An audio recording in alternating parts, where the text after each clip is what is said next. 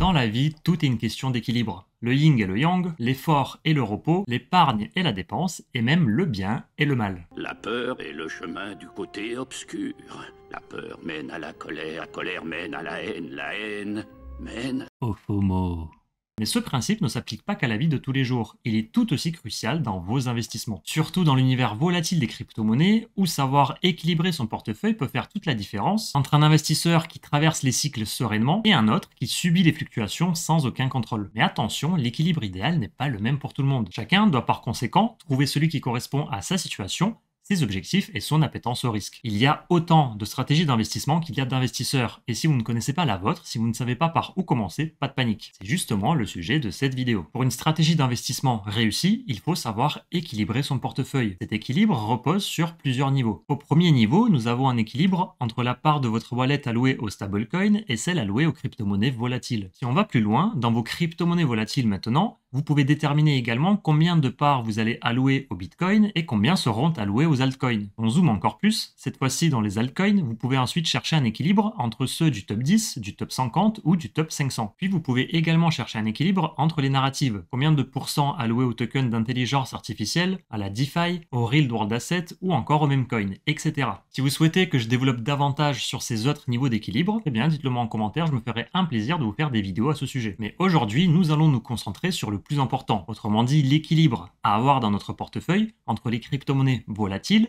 et celles qui ne le sont pas, les stablecoins comme USDT, USDC. Pourquoi? Parce que les stablecoins jouent un rôle crucial dans votre stratégie, permettant de sécuriser vos gains. C'est aussi simple que ça. À ce stade de la vidéo, vous vous posez certainement la question suivante. Quel pourcentage de son portefeuille dois-je allouer au stablecoin? On va donner la réponse à cette question juste après. J'aimerais vous rappeler avant que je vous ai préparé un petit cadeau. Un guide PDF gratuit pour que vous puissiez déterminer votre stratégie d'investissement, ainsi qu'un petit Excel qu'on va utiliser plus tard dans la vidéo, que vous pouvez gratuitement télécharger avec les liens qui se trouvent en description. Ces documents vous permettront de déterminer votre propre équilibre dans votre stratégie d'investissement. Pour soutenir le travail qui a été fait pour réaliser cette vidéo, merci de prendre 3 petites secondes pour la liker et pour la partager à vos crypto-bros qui cherchent à réussir ce cycle, et ce à venir. N'oubliez pas également de vous abonner à la chaîne pour ne pas louper nos prochaines astuces et nos prochains tutos. C'est le meilleur soutien que vous puissiez nous donner et je vous remercie pour cela. Et pour vous laisser le temps de le faire, je lance l'intro.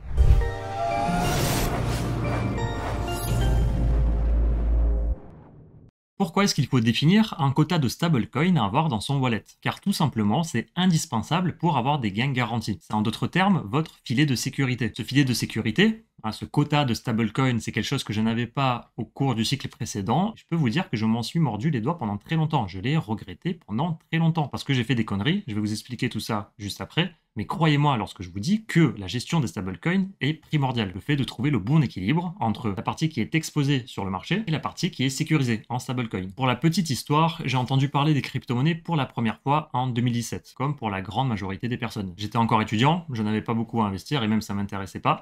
Donc j'ai investi 2 ans après, lorsque j'avais déjà commencé à me former sur le sujet, en 2019. Par conséquent, le cycle, le bull market de 2020-2021, c'était le premier que je connaissais. Lors de ce bull market, tout commençait à péter, ça ne faisait que monter, bien évidemment avec des petits retracements de 30% de temps à autre, mais globalement, j'ai fait un x6 sur mon investissement. C'était génial. Mon premier cycle, j'investis une somme X, je fais un x6 dessus, waouh, je me dis, on peut aller encore chercher plus haut. Et c'était là mon erreur. Bien évidemment, j'étais exposé à 100% sur le marché. Sauf que ce x6 s'est transformé en moins 95% par la suite. Donc comment dire que lorsque ça chute, on n'a aucune envie de vendre parce qu'on est dans le déni, on se dit que ça va remonter. Et il m'a fallu des mois pour me rendre compte de ma connerie. Moi qui pensais que la montée n'allait jamais s'arrêter, eh bien malheureusement le marché s'est retourné. Je me suis pris une grosse claque qui s'apparente sous forme d'un moins 95%.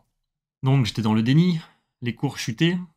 Je ne voulais pas vendre, pensant que ça allait remonter. J'ai commencé à réaliser mon erreur que des mois après. J'ai commencé à en tirer des leçons que des mois après. Une leçon qui m'a coûté très cher, mais qui m'a permis d'acquérir 2 qualités essentielles pour tout investisseur, surtout les investisseurs crypto, à savoir discipline, rigueur et patience. Ça fait 3. Aujourd'hui, je partage ces enseignements avec vous pour que vous n'ayez pas à payer le même prix que moi. Et je sais qu'il y a des personnes qui vont voir cette vidéo, il y a des personnes qui seront d'accord avec moi, et je sais que dans quelques mois, il y a des personnes qui reviendront me pleurer parce qu'ils n'ont pas pris des bénéfices. Bref, c'est la psychologie humaine, qu'est-ce que vous voulez? On changera jamais.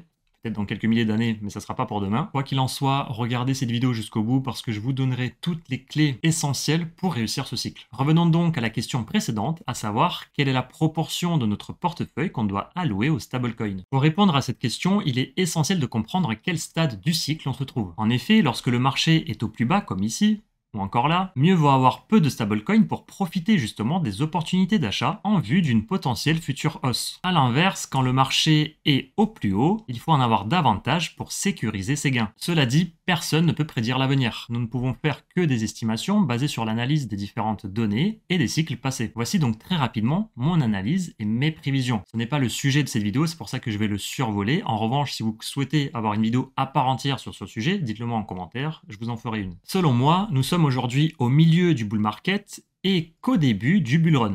Voici pourquoi. Pour vous l'expliquer, revenons dans le passé, à commencer avec le cycle de 2012. Après que le halving eut lieu, il nous a fallu 86 jours pour casser l'ancien ATH, qui est représenté ici par la ligne en orange, la cassure de l'ATH représentée par la ligne en bleu, et le halving en vert. Puis, il nous a fallu 279 autres jours pour créer l'ATH de 2013. Ok, gardez ces chiffres en tête, on va avancer un petit peu. Sur le cycle de 2017, donc le halving il a eu lieu le 9 juillet 2016, il a fallu 288 jours pour casser l'ancien ATH, puis il a fallu 238 autres jours pour créer le ATH de décembre 2017. On avance encore une fois, en 2020, 219 jours pour passer du halving à la cassure de l'ATH, puis 329 jours pour passer de la cassure de l'ATH au nouvel ATH le 10 novembre 2021. Et pour finir, on en arrive aujourd'hui, la cassure de l'ancien ATH s'est fait 200 jours après le halving, sachant que celui-ci sera considéré comme un fake out. Et donc, si on rentre toutes ces différentes valeurs dans cet Excel, avec ici pour première ligne le nombre de jours qu'il a fallu entre le halving et la cassure de l'ancien ATH, puis ensuite le nombre de jours qu'il a fallu entre la cassure de l'ancien ATH et le nouvel ATH, eh bien on peut voir qu'une fois qu'on fait le total, pour le cycle actuel, on se trouve encore très loin du top. Si on dit que en 2012 la volatilité sur Bitcoin était trop importante et que le cycle eh bien, était un petit peu biaisé, et qu'on considère les cycles de 2016 et de 2020 comme étant des cycles étalons, eh bien on remarque que le nombre de jours qu'il a fallu entre le halving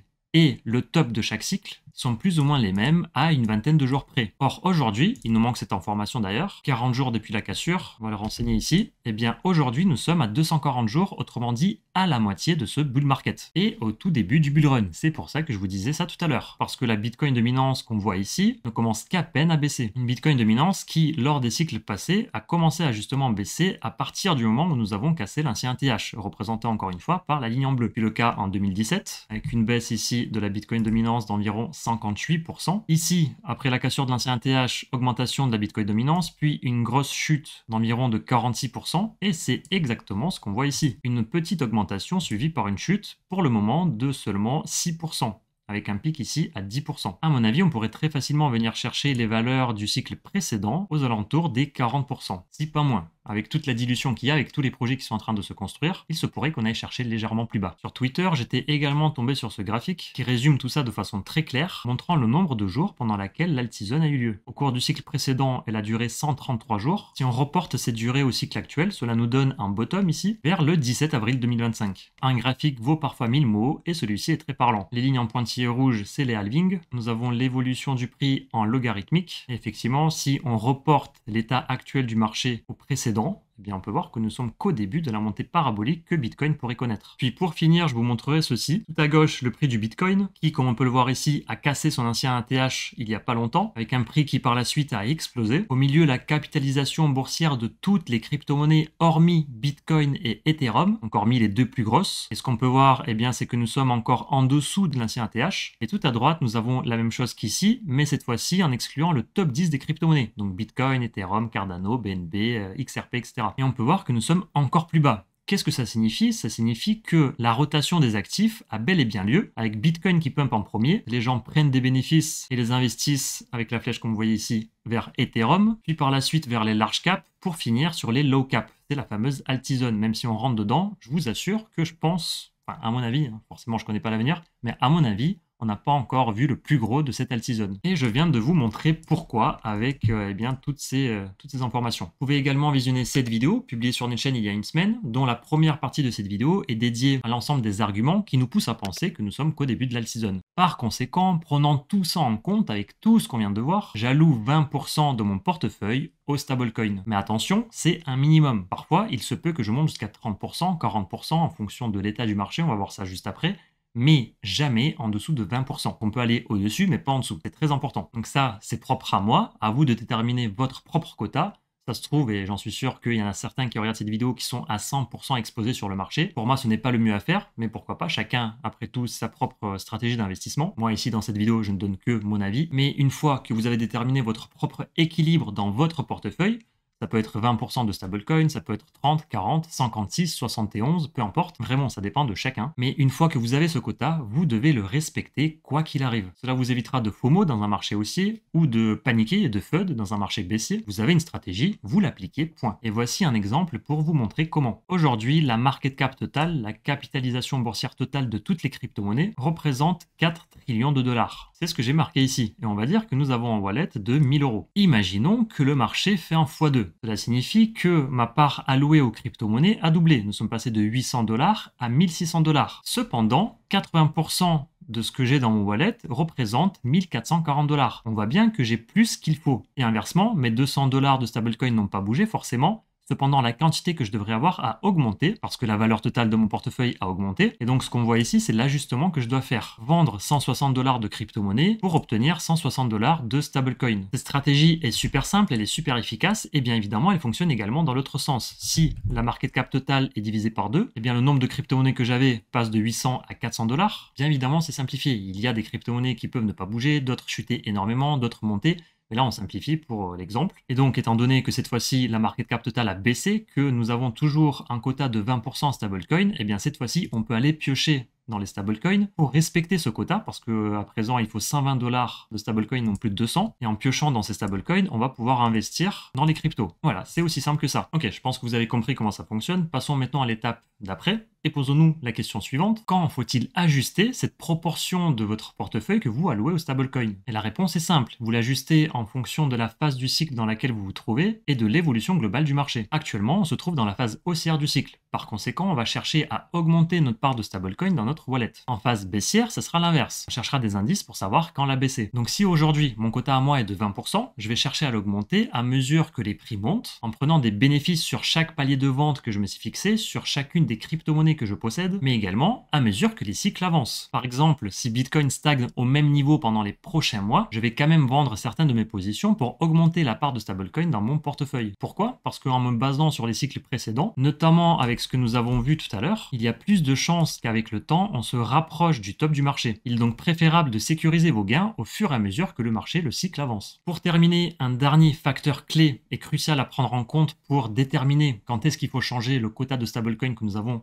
dans notre portefeuille, c'est le sentiment général du marché. C'est un élément essentiel que tout investisseur se doit de prendre en compte, même si je comprends que pour les débutants, ce ne soit pas si évident que ça. Par conséquent, laissez-moi vous expliquer. Si Bitcoin passe de 100 000 à 120 000 en l'espace d'une ou deux journées, il y a plus de chances que je prenne plus de bénéfices que si c'était une hausse qui s'est déroulée au cours de plusieurs semaines, plusieurs mois. Pourquoi? Parce que le marché était un élastique. Quand on tire trop dessus, il finit par lâcher. Et lorsqu'il lâche, généralement, ça fait mal. Parmi ces trois critères, seul le premier est aussi clair que l'eau de roche. Si vous avez un plan et que vous avez défini des paliers de vente, alors il n'y a rien de plus simple. Lorsque un de ces paliers est atteint, vous vendez. Une méthode simple, mais extrêmement efficace pour notamment éviter de FOMO. Mais pour les deux autres critères, les choses deviennent beaucoup plus complexes. Surtout si vous débutez. Il s'agit de deux critères plus flexibles et par conséquent plus compliqués à interpréter et donc plus compliqué à respecter. C'est uniquement qu'avec le temps et l'expérience que vous apprendrez à analyser les cycles et à identifier le sentiment global du marché. En attendant, pour toutes les personnes qui ont encore du mal, voici quelques astuces. Ces astuces dans cette vidéo seront adaptées pour un cycle haussier et donc on va parler de vente, mais bien évidemment dans un cycle baissier, ça sera l'inverse. Donc si le cycle a bien avancé ou que le prix vient d'exploser à la hausse et que vous ne savez tout simplement pas quand vendre ou combien vendre, voici la première astuce. Adoptez un DCA de vente rapproché. Autrement dit, vendez des petites quantités mais régulièrement. Ça peut être tous les jours, ça peut être tous les 3 jours, toutes les semaines. Croyez-moi, cela vous évitera bien des soucis. Donc, si vous ne savez pas quoi faire, faites du DCA inversé. Et inversement, dans un cycle baissier, achetez un DCA. C'est la meilleure des solutions. D'ailleurs, on a fait une vidéo à part entière à ce sujet. Astuce numéro 2, vendez plus lorsque vos altcoins atteignent des phases de price discovery. Lorsqu'ils sont à leur ATH, autrement dit, lorsqu'ils sont à leur plus haut historique. Cette astuce est surtout valable pour les anciennes crypto-monnaies, celles qui ont déjà vécu au moins un cycle. Et petite astuce, ne vous limitez pas au prix. Il faut que vous observiez également la capitalisation boursière de la crypto-monnaie parce qu'au cours du temps, il y a des tokens peut-être qui se sont libérés et par conséquent, regardez la différence entre le cours, qui est ici bien plus bas de l'ancien ATH, et la market cap qui, elle, s'en rapproche beaucoup plus. Un autre exemple, c'est Filecoin, dont la différence est d'autant plus marquante. Regardez la market cap, comme elle est beaucoup plus élevée que le cours en lui-même. Une notion importante à garder à l'esprit. Voici la troisième astuce, ou le troisième conseil, c'est si une position surperforme votre wallet et atteint un montant significatif pour vous, un montant qui peut changer votre vie, prenez des bénéfices où qu'on en soit dans le cycle. Je vous assure, vous en mordrez les doigts si jamais vous ne le faites pas et que le marché se retourne. Je vous en ai parlé tout à l'heure dans mon histoire avec le cycle précédent et je peux vous dire que je m'en suis voulu pendant très longtemps. Donc croyez-moi, si vous arrivez sur des sommes assez conséquentes, prenez des bénéfices et laissez, je sais pas moi, 20, 30% de la position courir pour un... Voilà, c'est un moonbag. Si jamais ça monte, tant mieux. Si jamais ça chute, au moins vous aurez pris des bénéfices. Et petite remarque là aussi, sachez qu'il est beaucoup plus compliqué de vendre lorsque ça chute que lorsque ça monte. Parce que lorsque ça chute, il y a l'effet psychologique qui rentre en jeu de on va se refaire, je veux me refaire comme au casino, et par conséquent, on attend que ça remonte. Or, le truc en bear market, ça ne remonte jamais. Regardez ici ce qui s'est passé pour Filecoin. Le truc, il a skyrocket. On est passé de 21 $ à 187 $ en moins de 3 mois. Le truc, il a fait pratiquement à x10. Et si les gens n'ont pas pris de bénéfices, regardez où ils se sont retrouvés quelques mois après, beaucoup plus bas, ce qui fait extrêmement mal. Je peux vous assurer que malgré cette montée, là, aujourd'hui, c'est facile de dire qu'il fallait vendre ici, mais je peux vous assurer que là, les gens, en fait, il y en a beaucoup qui sont dans le déni, pensant qu'ils allaient retourner faire de nouveaux ATH, et donc ils n'ont pas vendu, et qui se sont retrouvés ici avec des pertes, alors qu'ils étaient largement positifs ici. Bref, croyez-moi, vendez dès que c'est possible, prenez des bénéfices, en respectant votre stratégie, votre équilibre de votre portefeuille, et mettez-en de côté. Et pour finir, quatrième astuce, soyez attentifs aux signaux de retournement. Il suffit de le marquer sur Google, vous allez en avoir plusieurs, voilà, que ce soit des bougies, comme des doji, des pierres tombales, des marteaux, ou encore des étoiles filantes. Plus l'unité de temps est élevée, et plus ces signaux sont pertinents. Autrement dit, privilégiez les signaux de retournement en weekly, en daily, mais pas en 1 minute ou 5 minutes. Ici, nous avons une bougie qui représente une semaine. On peut voir que le prix montait bien, boum, il retrace. Nous avons un doji ici, le prix remonte. Nous avons plusieurs signaux de retournement, il rechute. Encore une fois, des signaux de retournement, il remonte. Et ainsi de suite. Voilà pour ce qu'il en est des astuces. On vous a remis tout ça dans le PDF que vous pouvez télécharger et n'hésitez pas à vous y référer si jamais vous avez encore un petit peu de mal d'interpréter les différents cycles et le sentiment global du marché. Rappelez-vous que le marché crypto est cyclique et donc utilisez la stratégie que nous avons vue aujourd'hui pour naviguer à travers ces différents cycles et n'hésitez pas à ajuster tous les différents paramètres que nous avons vus aujourd'hui en fonction de vos propres critères. J'ai cependant conscience comment ça peut être compliqué pour les débutants, c'est pourquoi je vais continuer à vous partager des vidéos comme celle-ci pour vous tenir informé sur mes positions et ma stratégie d'investissement et ainsi vous aider au mieux que je peux. Et maintenant, j'aimerais connaître votre avis. Quelle est votre stratégie pour équilibrer vos investissements? Êtes-vous plutôt du genre à garder une grande part en stablecoin ou est-ce que vous êtes à 100% exposé sur le marché? Dites-moi tout en commentaire, je prendrai le temps de lire vos réponses et je me ferai un plaisir de vous répondre. Si cette vidéo vous a plu, n'oubliez pas de la liker, n'oubliez pas de la partager à vos crypto bros, puis abonnez-vous à la chaîne pour ne pas manquer nos prochaines vidéos. Sur ce les amis, je vous dis à la prochaine, prenez soin de vous, prenez soin de vos proches. Ciao ciao.